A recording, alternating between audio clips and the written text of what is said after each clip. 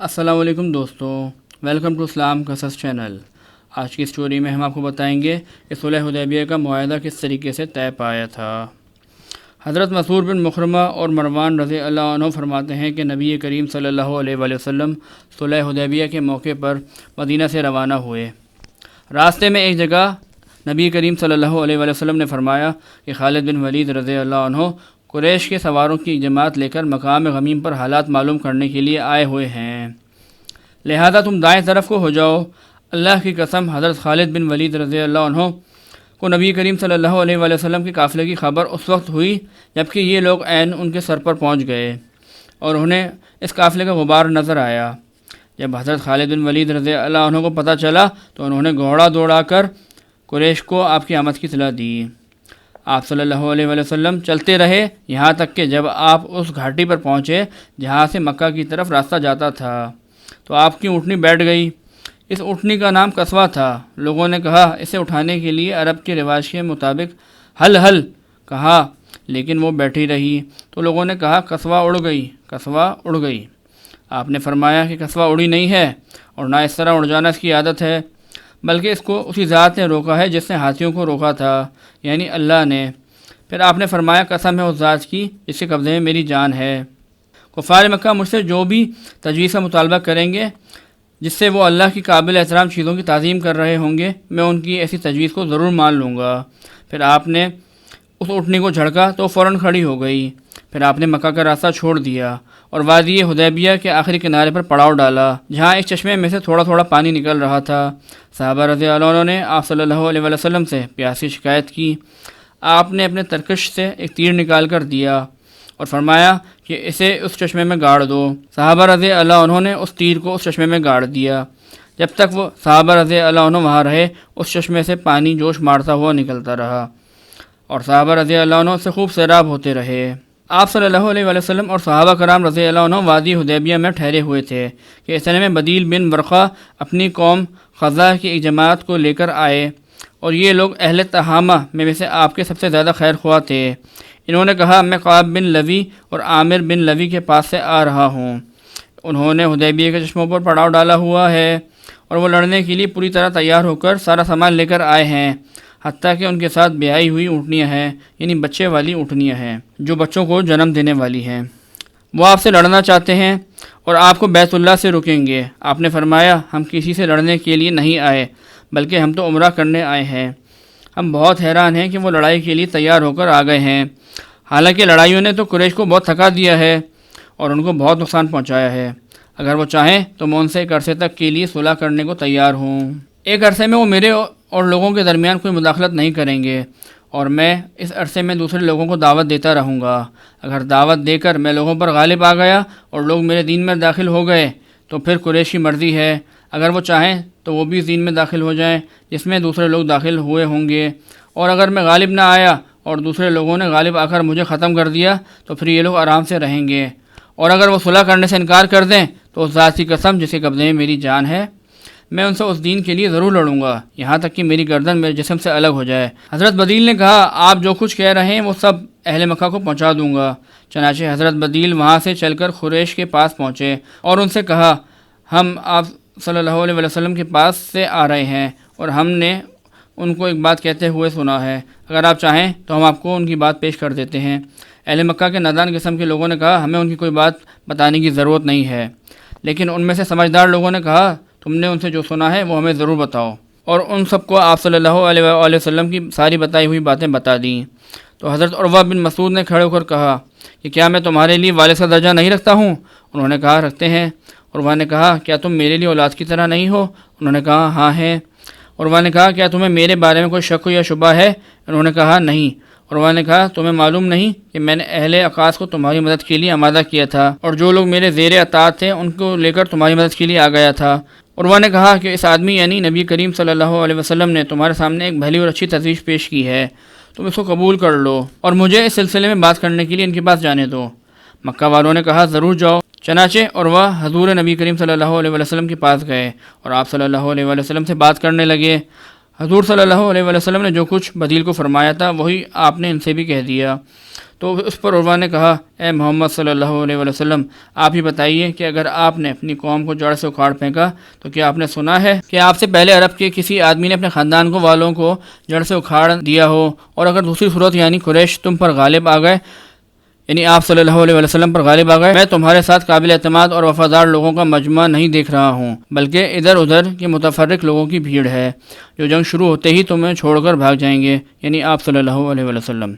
اس پر حضرت ابو بکر صدیق رضی اللہ عنہ نے کہا تو اپنے معبود لات بت کی پیشاب گاہ چوس، کیا ہم نبی کریم صلی اللہ علیہ وسلم کو اکیلا چھوڑ کر بھاگ جائیں گے؟ اور عروہ نے پوچھا یہ کون ہے؟ لوگوں نے کہا یہ حضرت ابو بکر صدیق رضی اللہ عنہ ہیں۔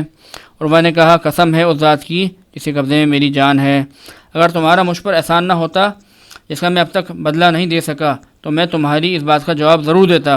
حضرت عروہ نبی کریم صلی اللہ علیہ وسلم سے گفتگو کرتے ہوئے صلی اللہ علیہ وسلم کی داڑھی کو ہاتھ لگانے لگے، اور عروہ کے بھتیجے حضرت مغیرہ بن شعبہ رضی اللہ عنہ ہاتھ میں تلوار لیے اور سر پر خود پہنے ہوئے آپ صلی اللہ علیہ وسلم کے سرہانے کھڑے تھے۔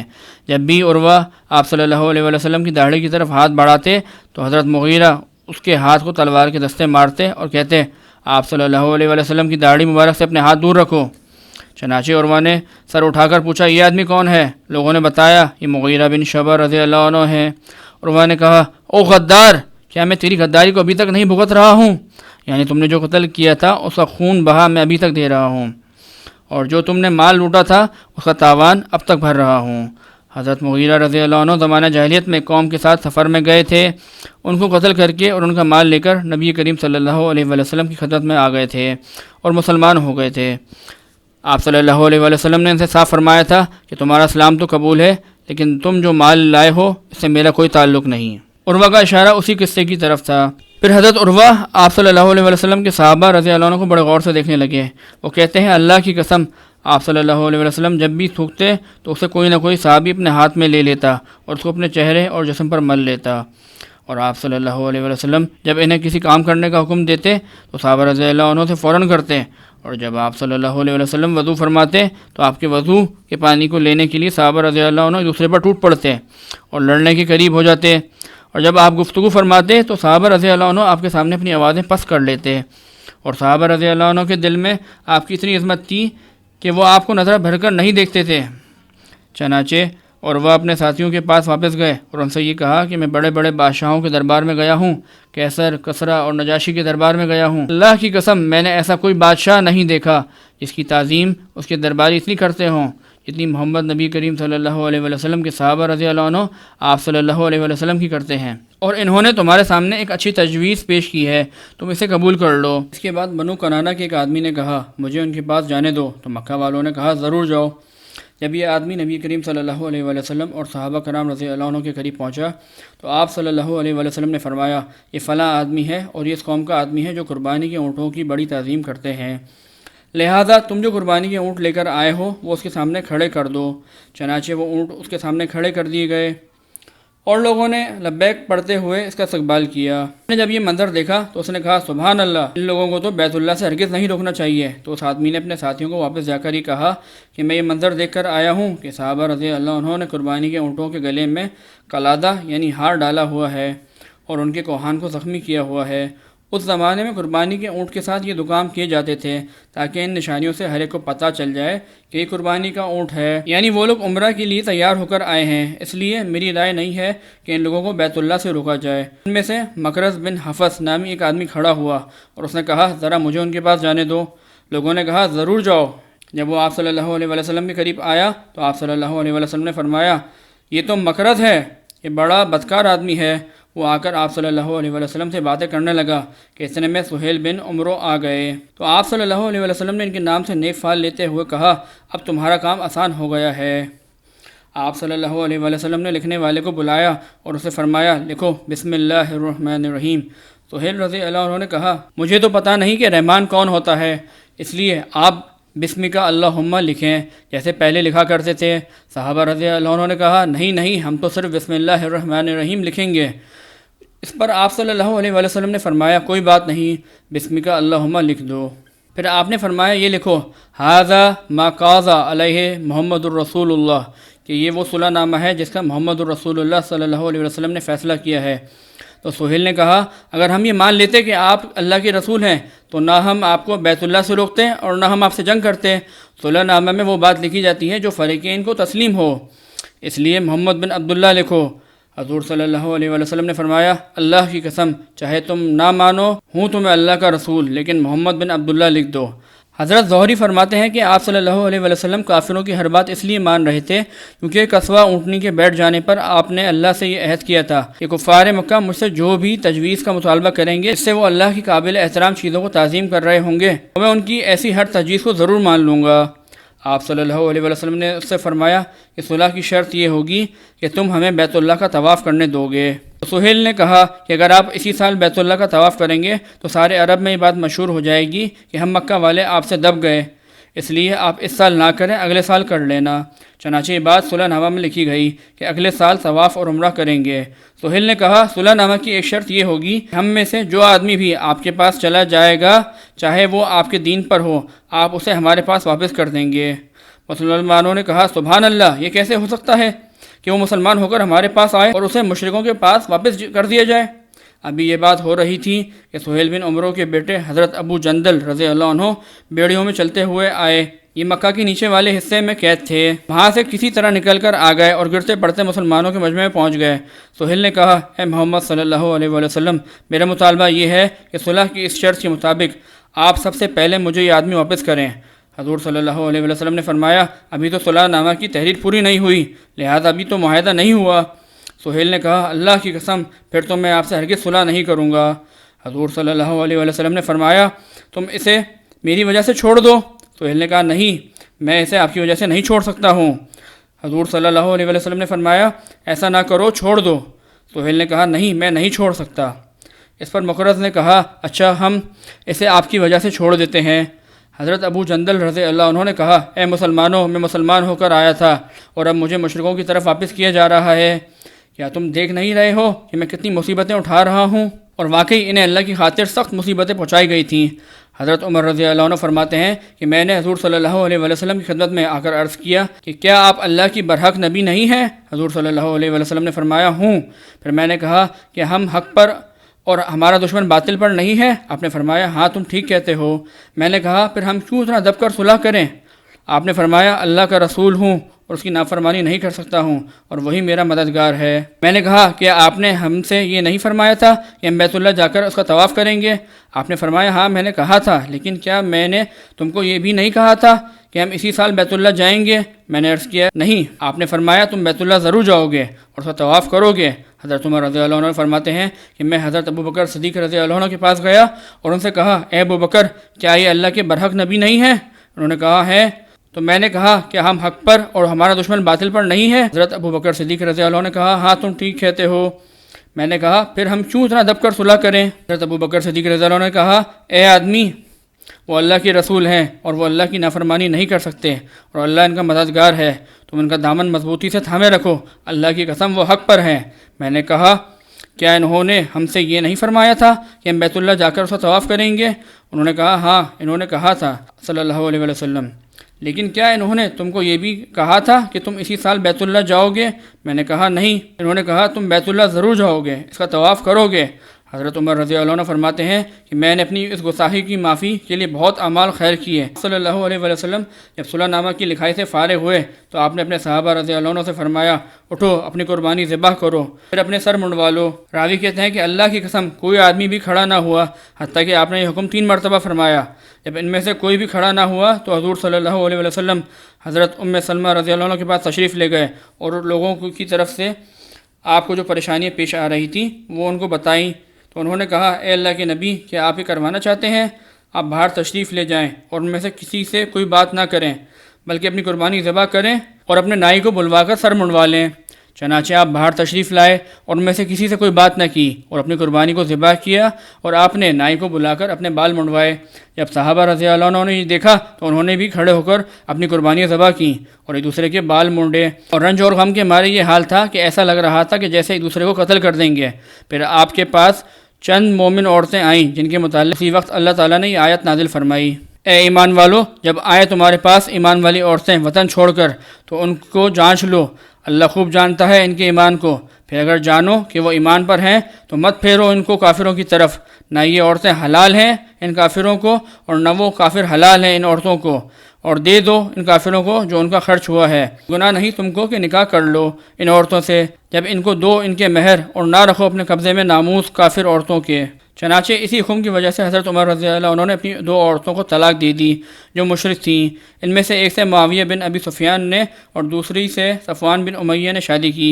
یہ دونوں حضرات بھی اس وقت تک مسلمان نہیں ہوئے تھے۔ پھر آپ صلی اللہ علیہ وسلم مدینہ واپس آ گئے۔